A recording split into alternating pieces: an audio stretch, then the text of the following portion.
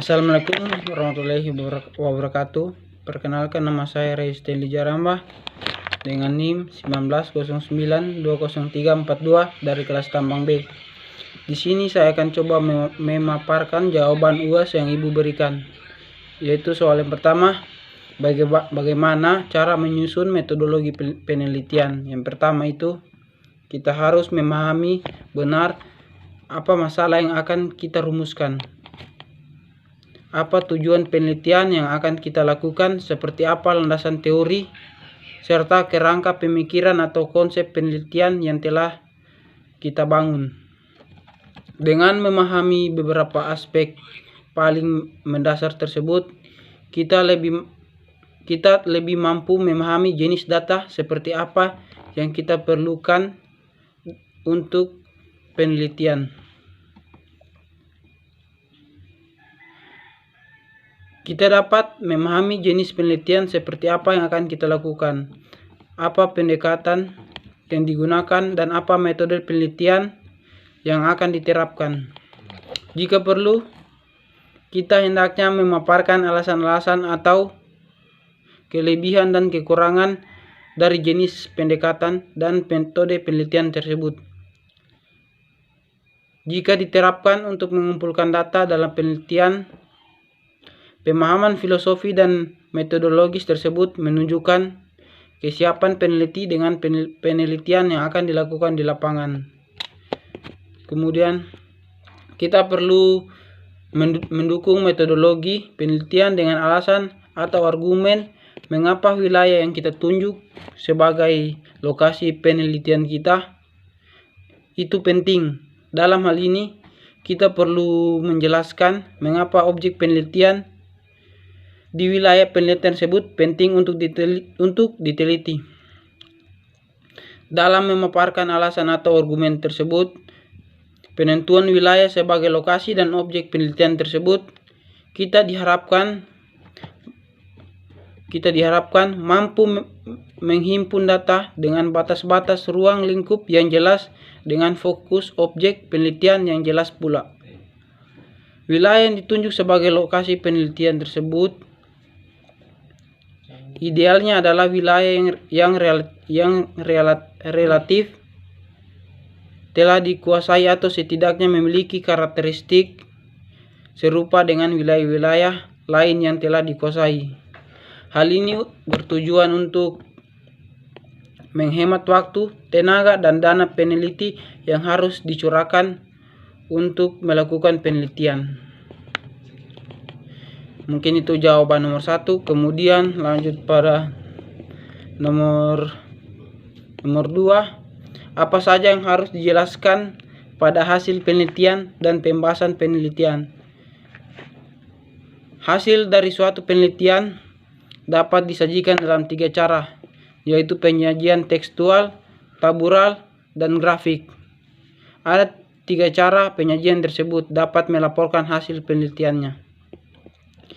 Pada penyajian tekstual, data hasil penelitian dideskripsikan sejelas dan serinci mungkin, tapi tidak harus menyajikan semua hal yang perlu disajikan secara naratif.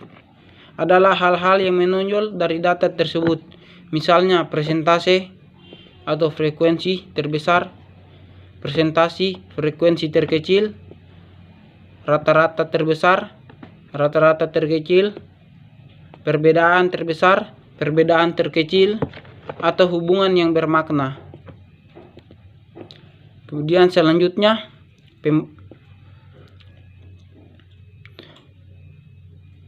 pembahasan. Dalam menulis bagian pembahasan, kita menjelaskan secara teoretik mengapa hasil penelitian ditemukan seperti yang dijelaskan pada bagian hasil penelitian. Penjelasan harus dibuat baik pada hasil penelitian yang sesuai dengan hipotesa maupun yang tidak sesuai. Dalam menuliskan pembahasan, kita juga harus menerangkan persamaan atau perbedaan hasil penelitian yang kita dapat. Penjelasan dapat dilakukan dengan fokus pada aspek teoretik dan aspek metodologis. Pada aspek teoretik kita membangun pada aspek teoretik perlu dijelaskan dan dibandingkan antara premis yang sudah digunakan untuk membangun hipotesa dengan kenyataan empiris yang ditemukan dalam penelitian. Bila teori ilmiah dengan menggunakan logika baik edukatif maupun induktif. Kemudian lanjut ke soal yang ketiga, jelaskan cara membuat kesimpulan dan saran yang benar. Yang pertama, kesimpulan. Isi dalam kesimpulan harus berupa analisis dari kajian pustaka dan juga interpretasi dari tema yang telah diangkat. Bisa berupa implikasi dan bisa juga berupa inferensi dan juga bisa berupa inferensi. Isi dalam kesimpulan sebaiknya mengandung saran yang ditujukan untuk pembaca selanjutnya. Dalam membuat kesimpulan karya tulis ilmiah, hindari menyimpulkan materi yang tidak ulas dalam pembahasan. Dan yang berikutnya yaitu saran. Saran adalah bagian akhir dalam sebuah pengertian. Saya ulangi. Saran adalah bagian akhir dari sebuah pengertian makalah yang akan dibagikan. Mohon maaf, saya ulangi. Dan berikutnya itu saran. Saran adalah bagian akhir dalam sebuah pengertian makalah. Langkah mudah dalam membuat saran dalam makalah antara lain perlu diperhatikan tips dan trik berikut. Memberikan kata harapan. Memberikan kata harapan tentang makalah yang disebutkan. Kata harapan ini bisa ditunjukkan untuk guru, dosen, teman, ataupun keluarga yang telah membantu pemikirannya serta dukungan hingga makalah ini selesai. Kemudian memberikan kata harapan, memberikan keterangan dalam bahan makalahnya perlu untuk diteliti lebih lanjut oleh pembaca makalah yang menjelaskan pada tahap berikutnya. Jumlah kata minimal dalam membuat saran makalah cukup dengan 200 kata.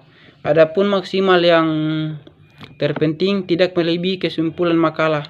Sebab makalah ini ialah bagian akhir yang hanya dipergunakan sebagai pembatas dalam tata cara penulisan karya ilmiah. Kemudian kita masuk pada soal nomor 4.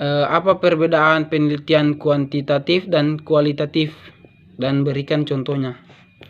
Penelitian kuantitatif adalah penelitian yang dimaksud untuk mengungkapkan gejala secara holistik, konstekstual melalui pengumpulan data dan latar alami dengan memanfaatkan diri peneliti sebagai instrumen kunci. Contohnya yaitu pengaruh frekuensi belajar dan perhatian orang tua terhadap hasil belajar. Kemudian penelitian kualitatif. Penelitian kualitatif adalah suatu penelitian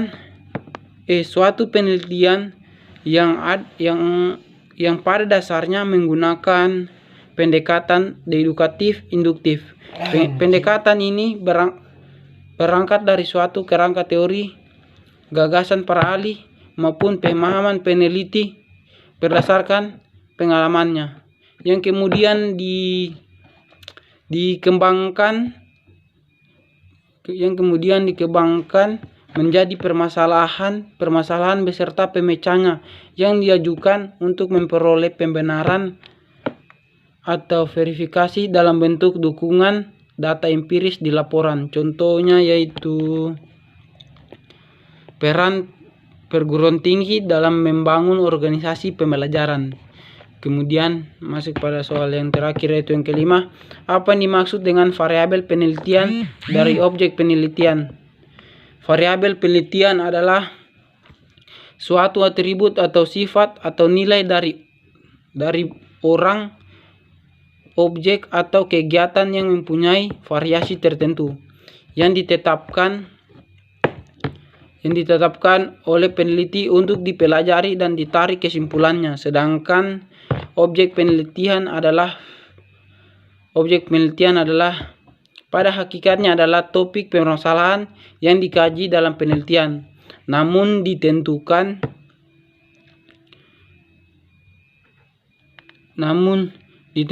pengertian objek penelitian seringkali tertukar dengan subjek penelitian.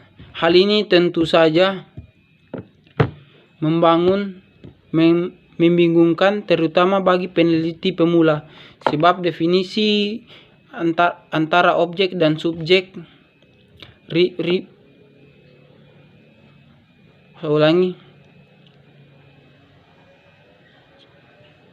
Namun demikian, pengertian objek penelitian seringkali tertukar dengan subjek penelitian.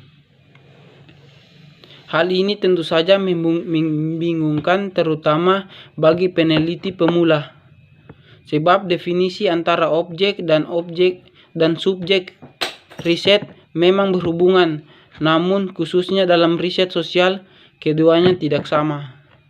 Subjek adalah informan atau narasumber yang menjadi sumber data riset. Objek adalah permasalahan yang diinvestigasi dalam penelitian. Begitu pengertian singkatnya. Mungkin itu saja jawaban dari soal-soal UAS yang Ibu berikan. Mohon maaf jika ada salah kata. Terima kasih.